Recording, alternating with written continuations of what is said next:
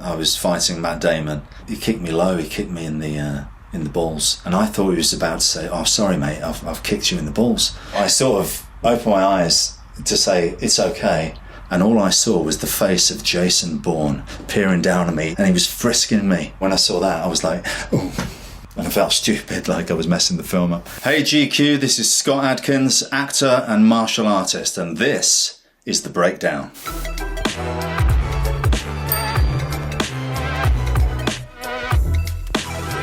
First up, Ip Man.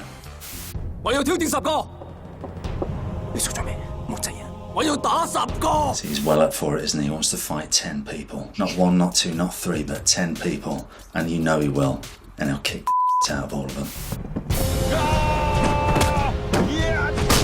I mean, look at that. The guy runs in with a jumping back kick or flying kick, takes him down to the floor, and straight away just stamps on his head. And it looks pretty real. It's a Hong Kong movie, so probably he actually stamped on his head.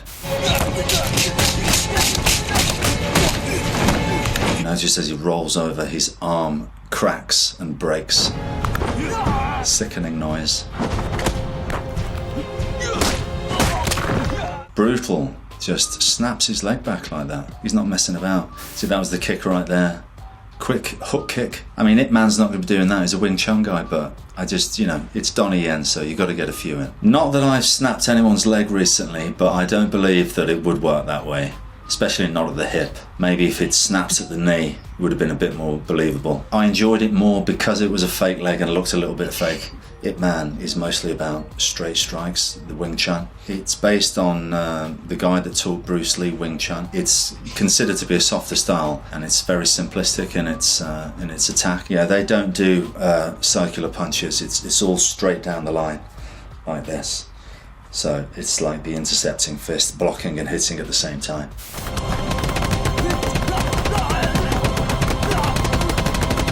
Just smashes him into the ground. How brilliant is that? I tell you what, I love it when they actually get hit hard. Now, it's tough being a stunt guy, especially in Hong Kong, because you are expected just to get slammed. But it looks so damn good. It really does look great. He's punching him in the face, for real, right? He's just smashing him in the face. Now, I don't know about this film, but I worked with Donnie. There's a scene in another movie called Flashpoint where he actually punches someone in the face. That was crazy, he just punched the guy in the face. And it told me that it turned out that they had a rubber fist. They would hold the rubber fist, it would be on a stick, and they'd put the sleeve up a bit, and he would just punch him with the rubber fist. So maybe they've done that here. I was in Ip Man 4, I played the bad guy. I had to take a few full-on fists to the face for the art of filmmaking as well. I got kicked in the face, I got punched in the face. Now, there's that line where you're not going to go all out and try and put me in the hospital. I mean, I believe Donnie Yen wanted me to be an Ip Man because he knew that I was going to help him do what we needed to do less painfully and quicker. Because if you have to do 10, 20 takes, because the other guy you're doing it with can't get it right, that's miserable. It's not easy. It seemed like a good idea when I was 12. Turns out it's difficult. And also, look how hard he elbows this guy. It's one of those things in martial arts movies, especially when you're going to fight 10 people, that as a stunt performer, you've got to be one of those guys in the background, and you have to fill space and try and look busy. But obviously, you're just waiting for your time to run in and get your face punched. It's very difficult to choreograph anything with more than one person. It's hard enough when it's one-on-one.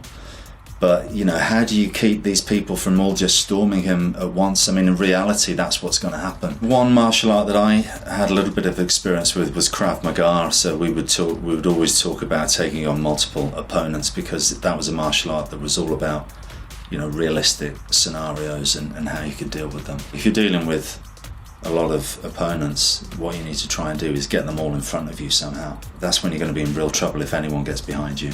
You don't want 5 people coming at you at once. You want to get into a position where only 1 or maybe 2 can come at you at once, not 3, 4, 5. You can't plan what you're going to do. I mean, that's the thing. You used to get these martial arts books where you would say, oh, if somebody tries to punch you with a straight right, you need to do this and hit him there and then take him down. You don't know what's going to happen. So you just have to have enough experience and a cool enough head to be able to react.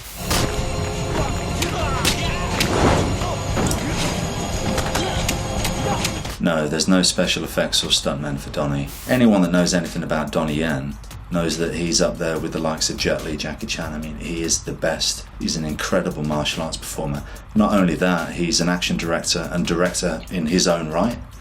And I certainly learned a lot from him. Next up, the Bourne Supremacy. You have a car out front? The keys are in my coat pocket, but we should... What? Go out the back. I have another car.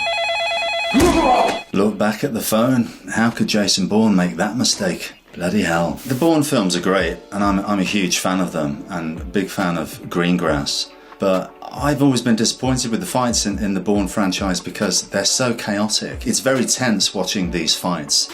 You know, you feel the stress of it, and maybe that's what he's going for. But I always thought it was a missed opportunity to not actually show what's going on, because you miss so much of the techniques because it's all this shaky cam stuff. But I would say that the martial art it's close quarter fighting, Jeet Kune Do, Eskrima, Filipino martial art, that sort of thing. Like that kick there, he throws the kick from the one side of the camera and then they jump the line to the other side. So now you see the kick coming from where the other guy was stood, and that's what confuses the audience. You don't know who threw the kick. They're both wearing black. I've got no idea what's going on. The fight scene that I did in the Bourne Ultimatum, Matt Damon did every single bit of it himself.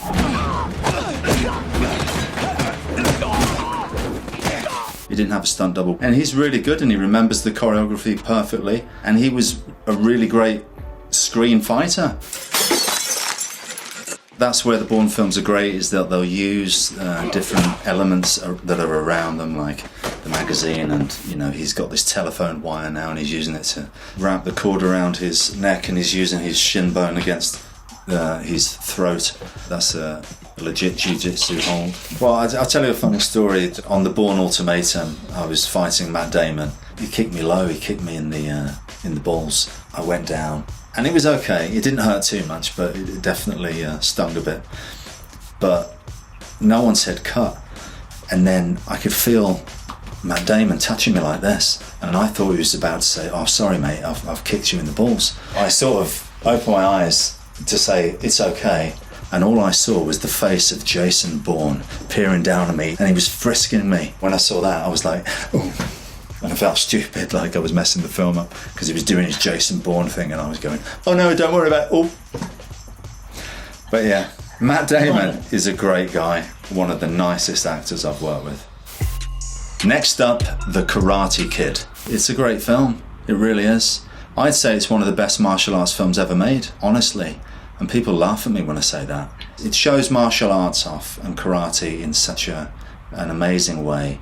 It shows everything that is great about martial arts. But the fights are a little bit dated, so let's take a look. If you're doing the whole fight from beginning to end, you can't go full out 100% intensity for the whole fight, because number one, you're going to be worried that you're going to forget the choreography, you're going to make a mistake, you're going to hit the guy, he's going to throw a punch, you're not going to duck. But if you just choose a section of the fight and you rehearse it and you know what you're going to do, then you can go full out 100% intensity. But I can tell that that's not the way they did it here. I mean, that close-up shot there, you can see that he's throwing some techniques, but you can't actually see the techniques. Yeah, it's kind of a wasted shot. Let's see what the choreography is. Let's see the technique. I did a lot of taekwondo tournaments back in the day, and you'd be paired up with different fighters throughout the day, and if you won your fight, you'd go through to the next round and through to the next round. So in the arena, there would be all these fights taking place. So by the time you get to the semi-final, everyone's watching, and then of course the final, everything stops, everyone's watching that mat to see who's going to win the final of that weight category or that belt, whatever. So that is what it was like, and what it probably still is like.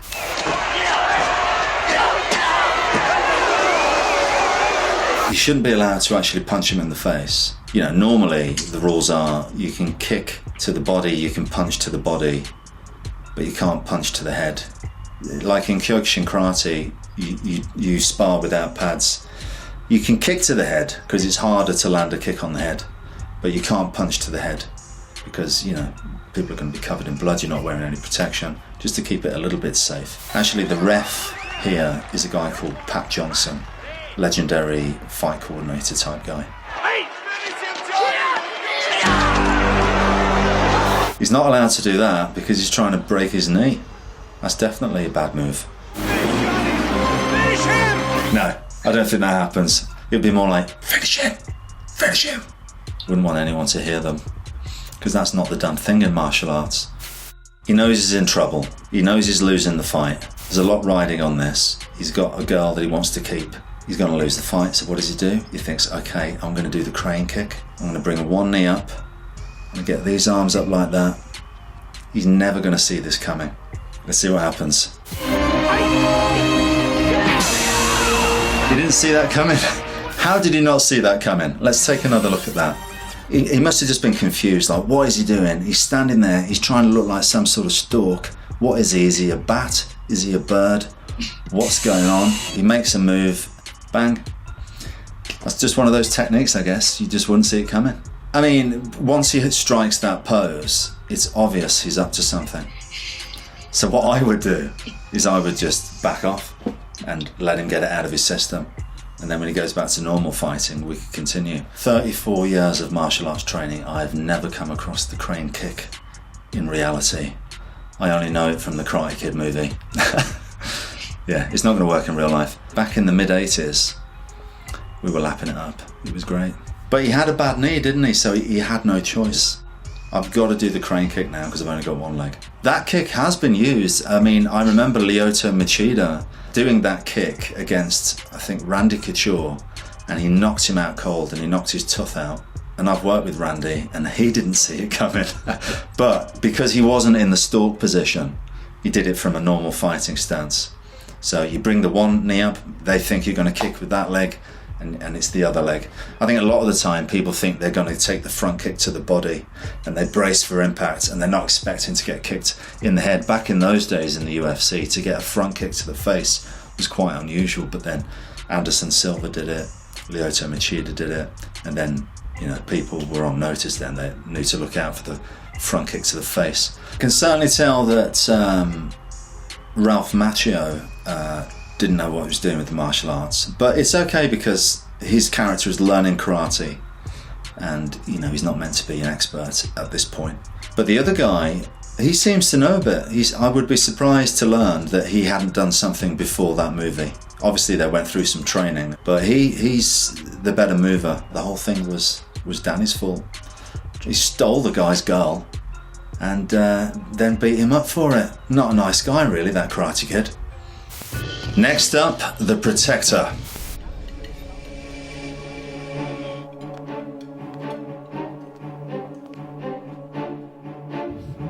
And I'm a big fan of Tony Jaa. This is a one-take fight. Legitimate one-take fight, no cuts.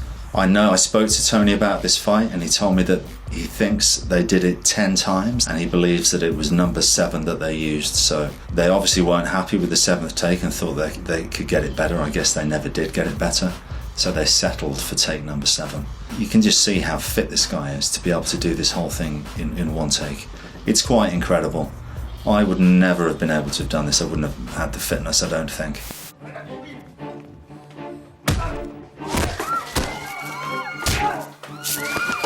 So you can see that the take starts now and that they've put a different lens on the camera. It's got kind of a fisheye, very wide angle lens because they want to be able to not miss any of the action.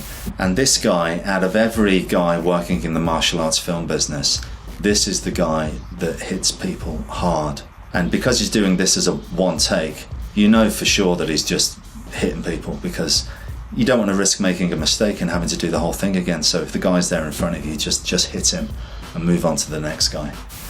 And also this shows you the importance of having a dedicated stunt team. You know, he's got at least 10, 15, 20 stunt guys that are all there to support Tony. It cannot be underestimated the importance of stunts.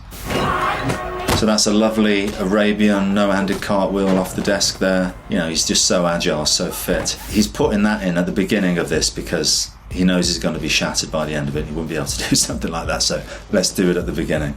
But he learnt to do these moves and jump so high not realizing that in the Hong Kong movies they were using wires. He thought that you should be able to jump that high, and it just shows you what's possible. If you have no limits in your mind, you can accomplish amazing things like this guy. I mean, that's just a guy who's padded up and he's smashing through the banister and landing flat on the floor. It's probably a padded floor. The other thing that people don't really think about with stuff like this is how fit is the camera guy? These cameras, it's a Steadicam, it weighs quite a bit, and he's got to get all the way up these stairs. And also, it's very important to have a camera guy that understands fighting as well. He needs to think like a stunt guy. See what I mean? He's just leathered that guy, smashed him through the door. Muay Thai it's the art of 8 limbs is what it is. You're using your fists, your feet, your knees, and your elbows. A lot of it comes from knife fighting, and that translated into fighting like this. But it is a very effective form of fighting. You see it in the UFC all the time. They can break bones with their shins. They can kick through baseball bats. It's deadly martial art. There's a lot of breakaways. Set design and all that is coming into play. Very important. I mean, they had to set that up for 10 different takes. Clean it up and reset it and everything. You want the breakaways to look real and not fake, but you don't want them to actually be so tough that they're going to hurt you either. Legitimate Aikido technique there. You can see he's starting to get tired now. He's losing that explosiveness, and who can blame him? So that guy that just went off the top there, they didn't pan down. Why didn't they pan down? Is it because we didn't want to see him die? Or was it because they've put down crash mats? Probably they've put down some crash mats, even though they weren't there in the beginning. They had people building these boxes while he was doing the rest of the take, ready for that guy to jump into the boxes and keep him safe. I mean, they're breakaways, but they can still cut you and bruise you. I had a plate smashed in my face in one film, and I felt like I'd just been punched in the face. Almost knocked me unconscious. I think it's because he followed through with his fist. Look at him, you can see he's tired now. And this guy getting the knee, and he smashes into the glass there. Good job. You'll notice that some of the stunt guys that get hit in the head, like him smashing his head back, they've got bandanas on, probably because they've got some padding underneath the bandana just to keep them safe a little bit. Because the guy kicks hard, you can't blame them, right? You can see now though, in this bit, this technique here where he goes around and he's gonna, I think what he wanted to do was throw the guy over his back. But I think maybe it didn't work as well because he's so tired, and maybe that's one of the reasons why they wanted to do another take. It still works because it looks like it breaks his arm anyway. This is one of the most amazing one-ers I've ever seen. I don't think there is a legitimate one-er with no hidden cuts that equals this. Next up, Charlie's Angels.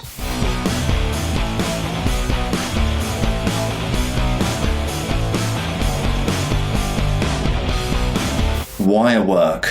This was probably early 2000s, right? The Matrix had just happened. And the wire work in the Matrix, it kind of works because you're in the Matrix, right?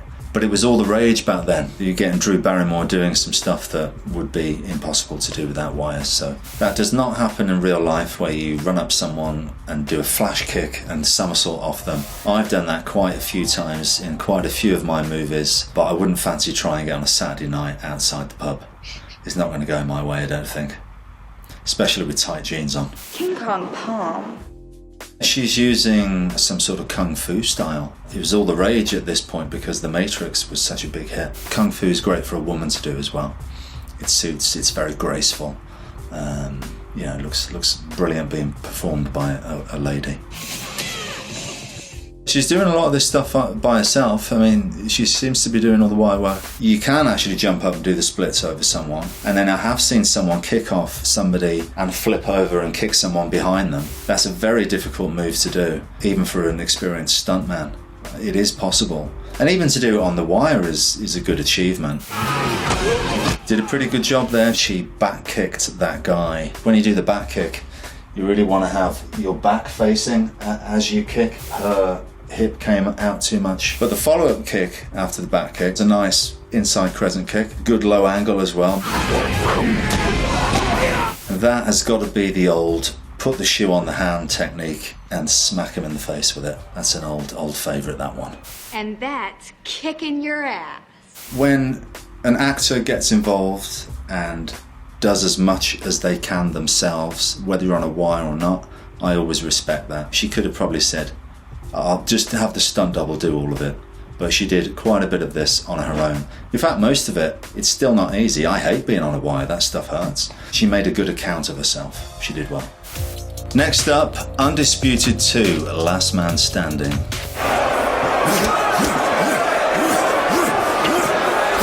When I got the role for this film, originally they were thinking of someone like Dolph Lundgren, you know, the big Russian, but the director wanted me to play the part, so I put on a lot of muscle. I knew that Michael Jai White was going to be the hero and I'm supposed to be the bad guy. And how the hell am I going to be able to intimidate this guy looking like I do now? So a lot of training went into this to become Boyka. But the extra weight, the extra muscle, it made it more difficult to do all the fancy kicks and everything.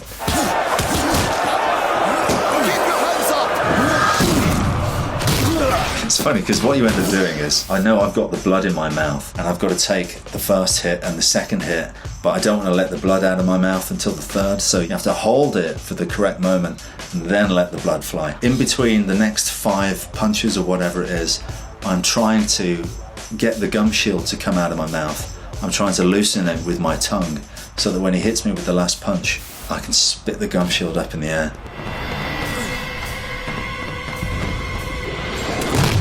See, Boyka's an MMA guy, and this was one of the first MMA films to come out. MMA is mixed martial arts, and it's basically using whatever style works, you know? So when it first started, you had Royce Gracie, who was a jiu-jitsu guy, and he tore through the division. He took everyone out with jiu-jitsu, and everyone was like, okay, jiu-jitsu is the most dominant and best martial art. And for a long time, the UFC was all grappling at that point. Wrestlers came in, and still to this day it's thought, if you can control where the fight takes place, whether it takes place on the feet or whether it takes place on the ground, if I can control that, I'm going to win the fight. So the main disciplines of MMA would be boxing, Thai boxing, because we're using the elbows and knees as well, jiu-jitsu once it goes to the ground. But a jiu-jitsu guy, they need to get it to the ground first. So if you're a jiu-jitsu guy that doesn't know wrestling, you're going to find it hard against these wrestlers to get them to the ground. I remember that Mike, and he's a tough guy and he's a legitimate martial artist, that back kick caught him flush. I had to apologise after that. He was not happy.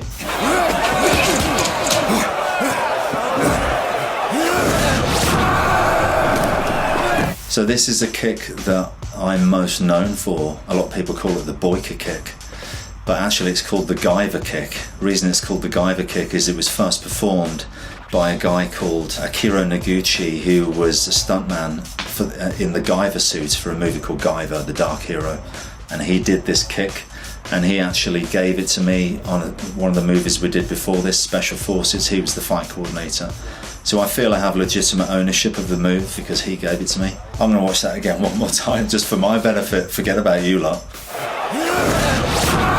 That is a good looking kick. That's one of the kicks that you would group under the label of a suicide kick. For anyone that wants to do that kick, you've got to accept that you're going to land on your back. You know, it's another kick that would never work in a real situation. There's zero power in the bit that hits it because your whole body weight's moving this way and you just flick that bit out. It's just a touch.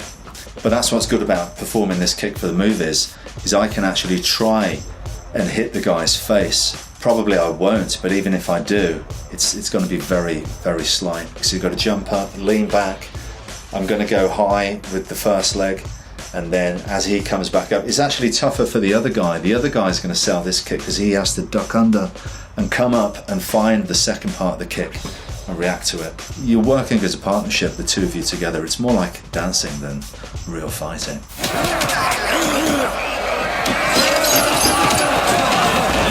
That's one of those times when you get a stuntman just to run in to break the fall of the actors. We didn't want to land on the hard wooden floor.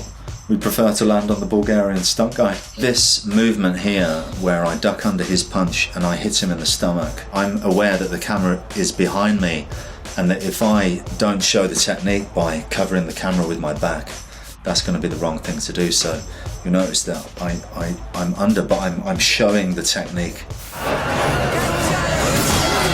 The last kick that I do on him there is a 540, they call it. So I'm actually landing on the foot that I'm kicking him with. What we should have done was just finish the film there, and Boyka was the best, and he didn't have to fight Chambers again and get beaten. Should have just left it at that. No, it's not a true depiction of an MMA fight, a true MMA fight. As is very much a stylized martial arts version of what an MMA fight would be. That kick, the Guyver kick, would not work in the cage for real, but it looked great, and you know, it's a bit of fun. Next up is Rush Hour. He meant cut me loose, let me go.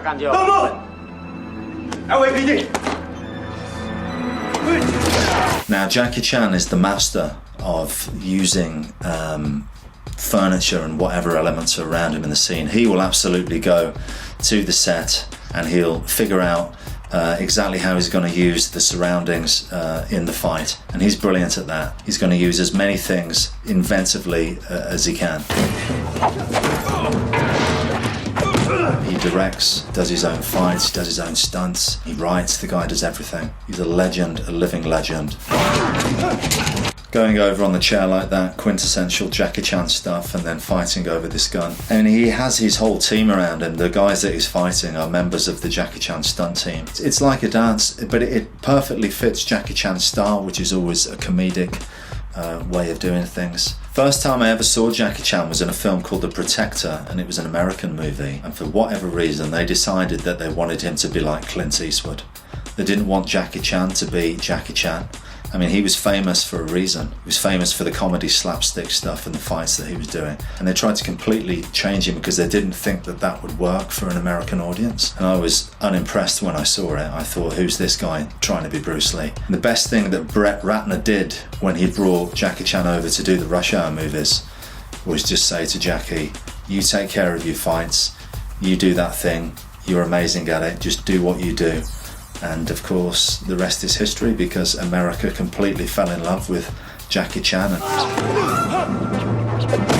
that's Ken Lo, one of the Jackie Chan stunt team, amazing kicker.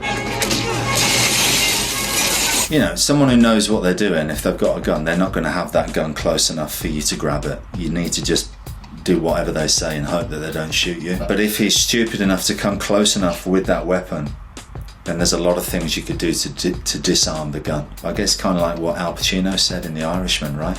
You charge the gun, you run from the knife. Yeah, if you're Jackie Chan, you'll be breakdancing around the gun. Chris Tucker getting in on the action. Good job, Chris. He did the crane kick a little bit, didn't he? I don't know how many takes they've done, but I'm willing to bet that they've probably done a few takes, because the stuntman that's about to get kicked by Chris Tucker, you can see that he puts his arm across his chest because he's thinking, oh, I don't want to take another one of these really hurt, because he's not holding back Chris Tucker. And look at him, how much he leathers him. Sometimes actors, they have no respect for stuntmen, and they just really enjoy kicking them hard. Classically, the way it works in Hong Kong is they'll make everything up on the day, and he'll look around and he'll think, okay, I can use this maybe, and maybe we can use that. But he's got the luxury of having his whole stunt team around him, like 10 or 20 people. And they are very good themselves. I mean, and they've become action directors in their own right. He will say to them, come up with some ideas. We're going to go for lunch. When I come back, I want everyone to give me an idea. But yeah, it cannot be underestimated. I mean, the Jackie Chan stunt team, they are the best.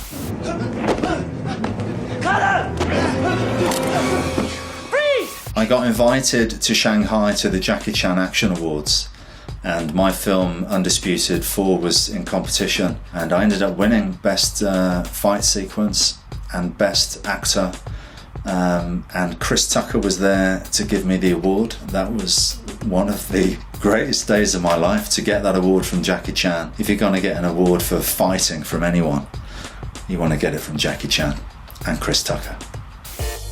Next up, Debt Collectors.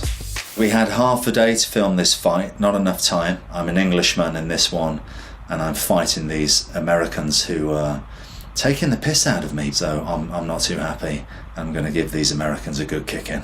It's like good old King George always used to say, "Shut the Again, this is fighting more than one person. It's always hard to choreograph. So that's one of those shots where it's nice and it holds. It starts off on one angle and then the camera spins to the left to reveal the other guy, and you can see his name's Dennis, and he's having to wait but look like he's kind of dealing with the last punch he got, but he's having to wait for the right time in order to come in and be in the correct position to make the spin kick work. But if he was a little bit more to the right, he would have blocked me and he wouldn't see the kick. But also he's not too far left because the kick will look like a miss and then we'll have to do another take. Yeah, you wouldn't want to improv in the moment and be like, well, I just decided to throw a hook when I was going to throw a straight. You know, someone's going to get hit. It has to be precise. If you're going to adjust something and change the choreography for the camera, you need to forget what you previously knew, and now we're going to do the new version. And some people find it hard to forget what they've been practicing for however many days, if they were lucky enough to have rehearsal. So yeah, you need to be able to change it, but don't change it without the other guy knowing, because then somebody's going to get hurt.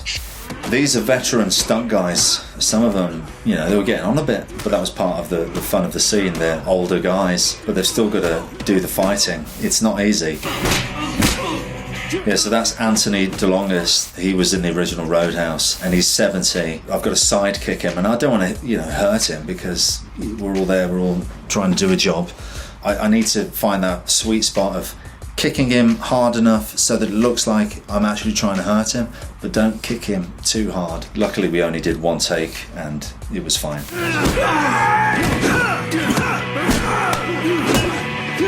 That was cool because not that I've bottled anyone for real. I don't know, but I would imagine that sometimes the bottle won't break, so it's cool that it doesn't break on that guy, and then it does break on the other guy's head. I mean, he's a mixed martial artist, this character, but the flavour of this fight scene, we wanted it to be like a barroom brawl, which it is, and we were inspired by something like Roadhouse or Westerns back in the day with big looping punches. So yeah, I'm throwing some spin kicks in there. So he's a kickboxer with jiu-jitsu experience, but for this particular fight, we just wanted a nice brawl.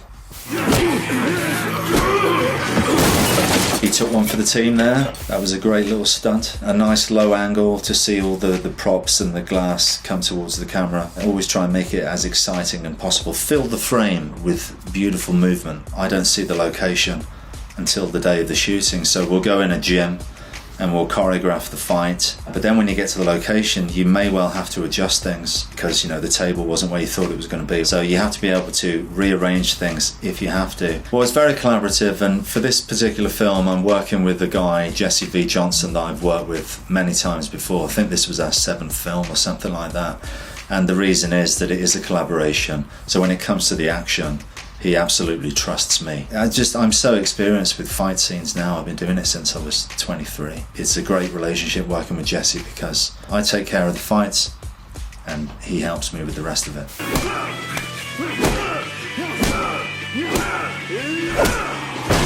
Most of these clips that we have watched had stuff in that would never happen. But when we have fights in the films, it's good to make it more exciting. Jackie Chan does his thing. It's kind of slapsticky with the comedy. It's great for him. The Bourne stuff is actually probably the most realistic of all of it. It's just a shame we couldn't see it properly. And even in my film, The Debt Collectors, it's pretty simple stuff. Barroom brawl. You're probably not going to throw a spin kick in there, but we did that because we just want to make it a little bit more entertaining for the audience. Okay, thanks for watching these clips with me. I had a great time, and I'll see you again.